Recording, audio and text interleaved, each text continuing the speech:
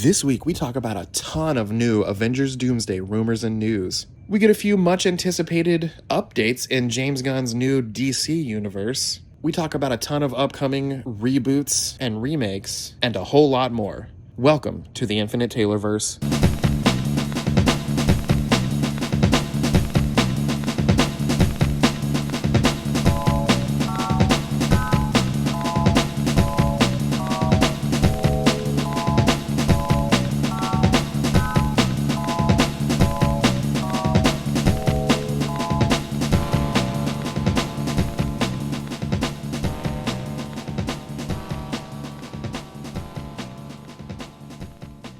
Warning. Red alert. Ay, ay, ay, ay, ay! Danger, Will Robinson.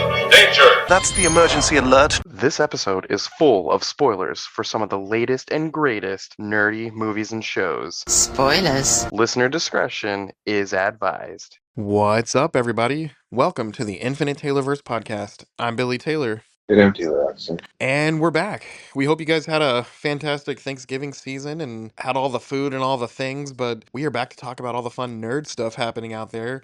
But before we jump into any of that, Taylor, what have you been nerding out about this week, man? This last week was WWE's War Games, and it was really fun to watch. I had a couple friends over, and we watched, and yeah, it was great. Well, that's awesome. For me, the past couple of weeks, I finally finished up watching the entire series of Inuyasha, which was amazing. And it wraps up with, I guess, a second series technically called Inuyasha The Final Battle, which is 24 more episodes of them finally defeating the villain. Spoiler alert for a 20-year-old anime. But what I'm nerding out about, though, is they made a sequel series that came out about 4 years ago called Yashahime, and it follows his daughter and two nieces who are known as the half demon princesses. And we're about 15 episodes into that, and it's pretty good too.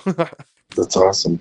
It's cool when they take, it's something, maybe classic's not the right word, but it's from 20 years ago, and then they kind of modernize it with new characters and better animation and all that stuff. And sometimes it's hit or miss, and sometimes it's not always great, but like I said, we're a little over 15 episodes in, and it's really good. And I'm loving the fact that they're playing with some of the events of the old show, and they've thrown in some time travel, and then every now and again you run into older versions of characters you loved from the original show, and I don't know. I love when stuff like that is done correctly, and I'm really enjoying it. That's awesome. Well, hey, let's go ahead and talk about some news.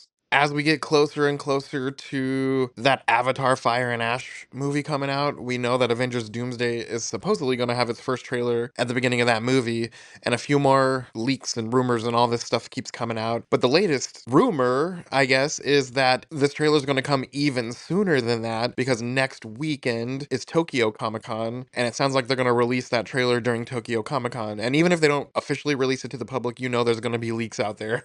Yeah, for sure. I'm sure it'll just be a teaser, but I'm real excited to see a little bit of a glimpse of what we're going to be getting in this thing because I'm so pumped for this movie. Yeah, just any new footage at all would be cool. Yeah. And along with that news, there's been a ton of rumors and leaks and all that, like I said earlier.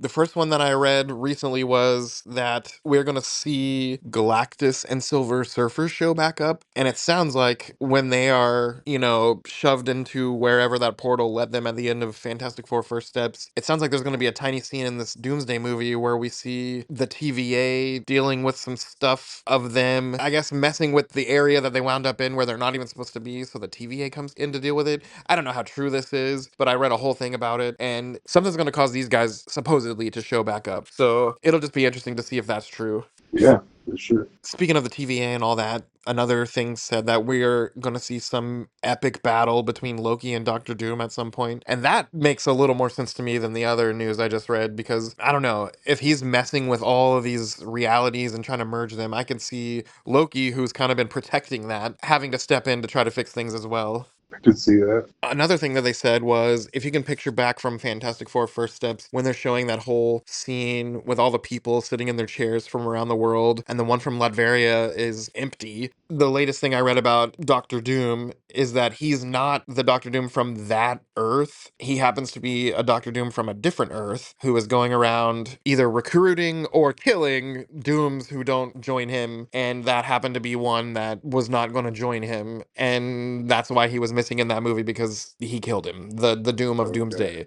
So again, so many rumors flying at us fast. The closer we get to this movie, who knows what's going to be true? But I can see that, making sense if it is true, Yeah, I mean, at this point, it could be anything. I've right? heard it all. The next Doomsday thing said that Nicolas Cage is returning in the next, not only Doomsday, but the next two Avengers movies. So that'll be crazy. I wonder how many of these old classic, Fox Marvel things we're going to see in these next couple of movies, especially with all this multiversal stuff. I'm sure we'll see a little bit of everything. And the final thing I read, and I feel like we've read this rumor before, is that Deadpool and Wolverine are going to have a not so minor role at some point in this movie as well. Makes sense. I Yeah. mean, that movie made them a lot of. Oh, yeah. Now, we know that these movies are supposed to lead to some kind of a soft reboot, and Kevin Feige was just interviewed about all that stuff, and he says we're going to see the real first effects of that in the upcoming X-Men reboots, which makes sense to me. Of course, they're going to reboot those guys, probably give us a lot of younger actors and everything to carry out those characters, but that's where he says we're going to see it first. Okay. We know that Daredevil Born Again Season 2 is coming, and it was supposed to be here in March, but it sounds like that might be delayed a little bit. It didn't say, Oh, I know, it didn't say delayed till when, it just said delayed. And could it be a week? Could it be a month? Could it be a season? Like, who knows? But it sounds like that's getting pushed back a little bit, which means they're probably working on something else that needs to come out first, maybe? I don't know. yeah, I'm assuming so. Probably that Spider-Man movie. Right? And then speaking of Spider-Man, that movie, Spider-Man Brand New Day, is supposed to wrap filming this month here in December. They're going to be done with it. So that's pretty cool. I'm very excited to see that one too. Yeah, I'm very excited to see that as well, since the Hulk and Punisher are going to be in it. Oh, I know. And they keep tiptoeing around who Sadie Sink from Stranger Things is going to be playing in this. And the latest rumor is that she's playing the MCU's version of Madeline Pryor. Oh, Yeah, so that'll okay. be interesting to Yeah. see if that's true. How does that fit into all this? Well, this is an X-Men character. And We'll yeah, see. they also officially announced that Black Cat is confirmed in this movie. They have not said who is playing Black Cat or anything like that, but she's going to be in there. And the last bit of Spider Man news, I guess, is that Ryan Reynolds recently said something about he's working on a Deadpool, Spider Man, Wolverine movie. So that'll be pretty cool if it's true, because that'll be fun. I love how Spider Man and Deadpool quip back and forth in the comics, so it'll be fun to finally see that on the screen. It would be fun to see on screen. And then speaking of Ryan Reynolds making things, we know recently he has been, heralding some kind of a Blade Wesley Snipes final run. And it sounds like he's really working on it right now. He's working on the funding to make that happen. And he really wants to make that movie in the style of Logan, but for Blade. And I think that'll be Okay. awesome. That would be good. And the final thing I have with Marvel this week is over in the comic books, there's been this Godzilla versus the Marvel Universe book that's been going on for a few months now. But the latest issue, I haven't been reading the last couple. I read the first one and it's really cool. But the latest issue shows the symbiote from, Venom attaching itself to Godzilla. That's amazing. So it looks really awesome. Now I'm thinking I gotta dive into this book further because I gotta see what the heck a Godzilla-sized symbiote would do to the town? Yeah. It's gonna wreak some havoc for sure. Over with DC, it sounds like they're gonna finally start filming The Man of Tomorrow this April. So that's gonna be getting kicked off real soon. But along with that good news, it sounds like a little bit of bad news. The Lanterns series, which was supposed to come out early spring, has been pushed back to late summer. So yeah, the Lanterns show has been pushed off from early spring to late summer. So again, just like the Daredevil thing, I'll bet you DC's got something in the works that has to come out first. But that's a bummer because I really wanted to see it. Yeah. Now, back to a little bit of good news. It sounds like we're going to be getting news of who's playing Batman in the new DCU very soon. At first, it sounded like we were going to be waiting for a while, but that sounds like an announcement they're going to be making here in the next month or two. So I'm just looking forward to see who that's going to be because as much as I'm a Superman guy, Superman's my favorite character. I feel like Batman is the most iconic DC character. Yeah. And I don't know. I really hope they do him right. And I'm sure they will. James Gunn hasn't failed me so far. Yeah. So far, I'm good. Now, we all know I'm a big Smallville fan. I listen to some of the podcasts with Michael Rosenbaum and Tom Welling and all that stuff. Recently, they were talking, and Tom Welling said that his dream job right now is to play Batman in the new DC universe. That'd be kind of crazy if Tom Welling was the DCU Batman. It would be. That'd be almost as crazy as if it was Henry Cavill. What if it is some older Superman actor now playing Batman? I think that'd be kind of cool, actually. It would be. And the final thing with DC this week, I feel like we've talked about this a little bit in the past, but there's this Mr. Miracle animated series coming soon, and it's in continuity. But what I just learned is it's going to be written by Tom King, who's written a ton of really good DC comics. So that's going to be really cool to watch. I liked his Batman. Yeah. I'm excited to see, if this is in continuity, I'm excited to see them tie in some of these slightly more obscure characters with these mainstream characters live action. I think that's going to be awesome. Yeah. Now, over with Star Wars, the big thing that I saw this week was we know that Ryan Johnson, who has worked on Star Wars in the past, it sounds like he was having this trilogy coming, but his Star Wars trilogy that has been underway for a little while now is apparently no longer coming at all. So I don't know what happened there, but they're moving in a different direction with Star Wars. Okay. And then for fans of the Clone Wars animated series, everyone who knows the character Asajj Ventress, apparently she's coming pretty soon, live action, and it sounds like the actress playing her is going to be Anya Taylor-Joy. And I can 100% see that. Someone made some fan art when they saw this article of what she would look like, and it looked spot on. And then from all over the corners of the nerd universe, Anya Taylor-Joy is also apparently in talks to voice Amy in the Sonic 4 movie. So yeah, she's getting some work. It's good. Okay, you and I talked last week when we had our little Thanksgiving break. It sounded like you finally watched Wicked. Tell us, what were your thoughts about it, man? It was a musical. Yep. I didn't hate it. Yep. Yeah. I'm glad you It's didn't hate it. yeah, I didn't hate it. It was just fine. If anything, it was long. Oh, it's That was definitely one. long. And that's coming from someone who loves it. Yeah, I think that was my biggest gripe about it, the fact that it was long. So Yeah. that's pretty good praise for me for a musical. Right? The first one, to me, Mr. Musical Lover over here, I loved that movie so much. As long as it is, you definitely feel how long it is, but to me, it never felt in a negative way long. I never felt like, oh my gosh, when is this going to end? And I've seen it probably 7 times now, 7 or 8 times. Goodness. And the sequel, we all know, just came out, Wicked for Good, and I saw it with my family, and then over Thanksgiving break, saw it again with my in-law family, and it's also great. Now, the way I've been describing it to people, kind of a spoiler-free description, to me, the first one is so good, and there are a few emotional scenes that are uncomparable to a lot of other things. You leave the movie feeling just really good about what you just watched. It gives you all the feels. Now, the second one, first of all, the second one's an hour shorter, so that's good for people who don't like long movies. And I didn't feel that same gut punch feeling, but it's because I'm feeling different emotions in this movie. In the second movie, you're kind of angry the whole time. You're angry with Elphaba. You're angry with her for all the crap that's going on. So you have feelings, but they're different. And it's really cool to see some of the character transformations and the way things kind of unfold to roll into the classic Wizard of Oz story. They take a few liberties from the musical and books and kind of roll it all together with some Wizard of Oz lore and make this movie. And I thought it was great. And it's really cool to see some of those classic characters. But it ended well. And based on how well it did, I think I read that it made 148% of its budget in 48 hours.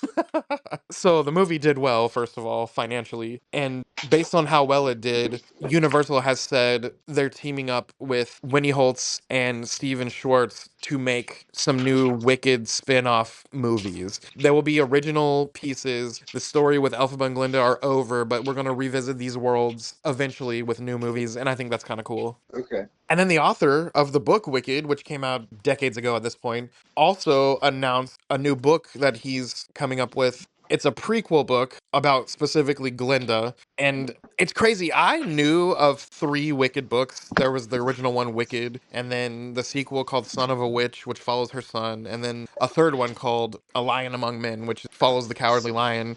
I did not realize there were already 9 books that exist in this world. There are 9, not 3. As I Oh, started okay. looking into it, it's crazy. And then he just announced one more. So, yeah, I might have to find some of these books. I'm really enjoying this fictional universe. Okay. I mean, go for it, man. Right? Hey, speaking of other classic stuff that we love, it sounds like there's going to be a new multi-film reboot of the Neverending Story franchise. So that sounds pretty fun. Reboot of the Never-Ending Story. That might be great. You know the third one is like one of Jack Black's like first things. First, Yes, he's a teenager and he's a bully. It's crazy. My kids yeah, and I, a couple of years ago, rewatched it for the first time in a long time, and it was crazy seeing teenage Jack Black as a bully. yeah. I don't remember that movie.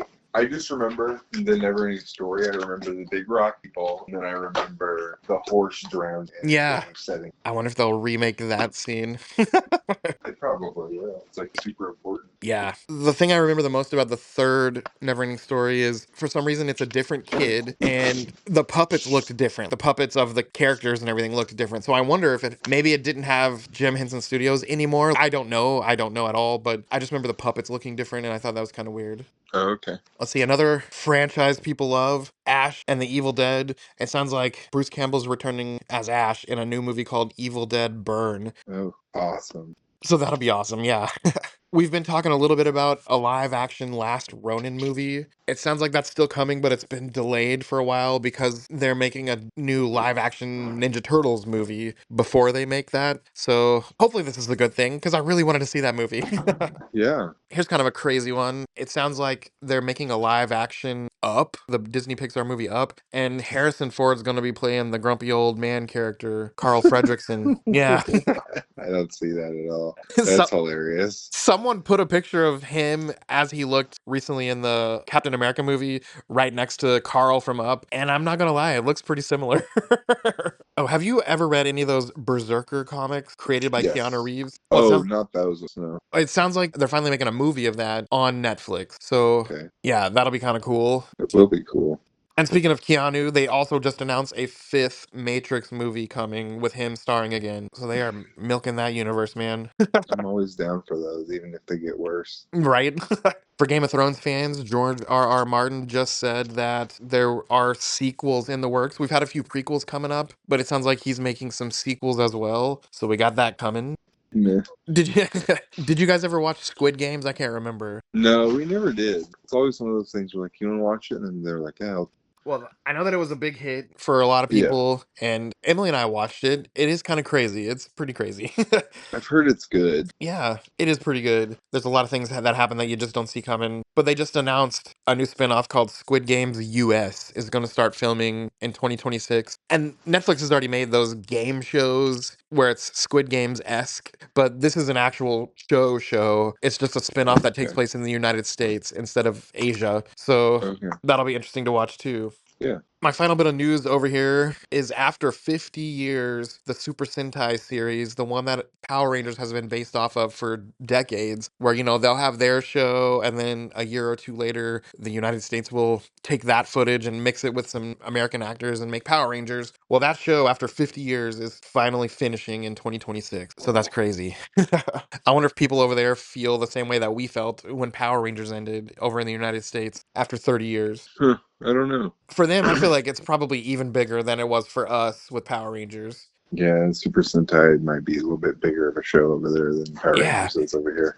because over here, Power Rangers is, let's be honest, it's for sure a kid's show. But over there, Super Sentai is pretty adult. Yeah, I mean, I don't know much about it other than like they fight. It's about it. I've only ever watched the Zoo Ranger series, which is the one that Mighty Morphin Power Rangers was based on. And you can tell, they've made it with children in mind, but it is for adults Yeah. versus ours, which is 100% for children. I saw a couple of video game things for fans of Resident Evil. That franchise, Resident Evil 9, is about to be released in February. So they got another one of those coming. And it sounds like the next Legend of Zelda game is reportedly going to explore Ganondorf, explore his origin in more detail that we've ever seen before in any other project, revealing some untold history and motivations of why he is the way he is. So that'd be kind of cool to flesh that out in a new game. Yeah, it is actually a refreshing Zelda thing. Yeah. And then, let's see, before we go any further, do you have any video game or wrestling news this week? I have wrestling news. Yeah, let's hear it. All right, so last Saturday was War Games Survivor Series, and the first match was the women's War Games match where the women's babyface team won. The second match was John Cena and Dominic Mysterio for the Intercontinental title, where Dominic won, beat John Cena. Then there was the match between Nikki Bella and Stephanie Becerra, where Stephanie Becerra won and kept the title. And then there was the men's War Game match where the heel side won. It was a really eventful night. There was a lot of surprises, and yeah, it's definitely fun to watch. That's awesome. I feel like I just saw something about John Cena. Didn't you mention last week that his final match is coming up, right? Yeah, no, it'll be the 14th. Oh, But okay. yeah, Cool. I'll bet it's going to be a very watched match. all right. Well, that's all the news really for this week. Stay tuned, as things come up, we'll keep you guys posted. But as for us here at the Taylorverse, I've been Billy Taylor. Yeah, Taylor Oxner. And come back next week, guys. Same Taylor channel, same Taylor time. Bye. Bye.